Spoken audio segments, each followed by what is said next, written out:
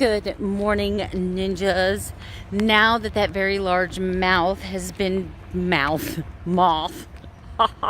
has been destroyed, let's get on with Move It, and Motivation Monday. Oh, what a great day today. I'm so happy to have some warmer weather back. Today my goal is 2 miles before work. That's my 30 minutes of intentional exercise. I'm trying to make these videos a little bit shorter.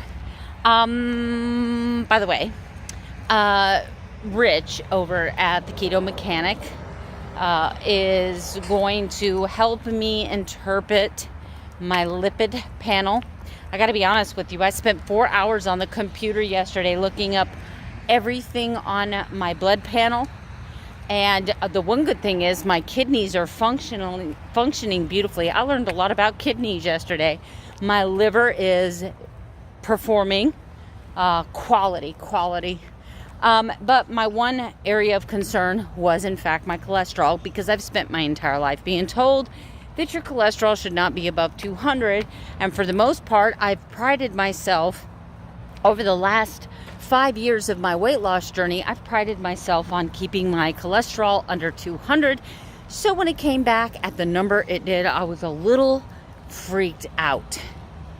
So Sheena helped me a lot yesterday, but still, my brain, there's some things that people are really good at, and there's some things like there's mathematical people, there's poetic people, there's art people, there's scientific people, but not everybody's going to be good at everything.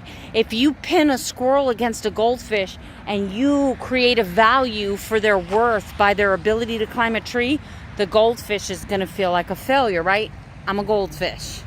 I love fishes because they're so delicious. There is the sunrise this morning. There's some beautiful stuff there. Beautiful stuff. Okay, so how can I motivate you today? I want to talk to you about one of the most amazing people in my life, other than God and my husband. And I have a lot of amazing people in my life, but today I would specifically like to turn your attention to one of my sisters. I'm not going to say her name because I don't know if I have permission. She was always my light in the dark. There were people that actually got angry at her for feeding me positivity. Back in that time of my life when I was just a real craphead, I've already told you about that. And you know what? You gotta admit, no matter how bad of a person I was in the past, I'm humble, so there's that. And I'm not afraid to admit when I make mistakes, so there's that. So those are two positive qualities, right? It's crazy that most of the theme of my videos lately have been me kind of cleaning out my closet. Me digging up some old skeletons, clearing the cobwebs, and trying to move forward. And I feel like these topics have to be talked about, or else I feel like I'm running in place. I have to resolve these issues in my head. But as your Motivation Monday, I want to talk to you about how important it is to be that voice for somebody, to be that hope, to be that candle in the darkness. It's so important. You never know when someone you love that's dealing with depression or dealing with heartache or dealing with rejection really just needs a friend. And the smallest comment to them, "You're doing great. I have faith in you. I know you can do this. I can't believe how much you've changed. Oh my gosh, I know you're struggling right now, but look at how far you've come. You're amazing. You're an amazing artist. You're an amazing singer. So why don't you find something to focus on your strengths? I know this is really hard for you, but I believe that you're smart enough with enough time, study, and effort, you're going to get it, and it's all going to fall into place. Don't worry about who you were 20 years ago. Continuing your journey and being amazing, you're touching people's lives. I love you, and anytime you need to talk, I'm here for you. Melanie, you are screwing up, and it makes it hard for me to be close to you because you're screwing up. And part of that is because I'm disappointed, because I know you're so much bigger and better than that. That is what my sister, I'll just say B, has written on my heart my entire life. My entire life.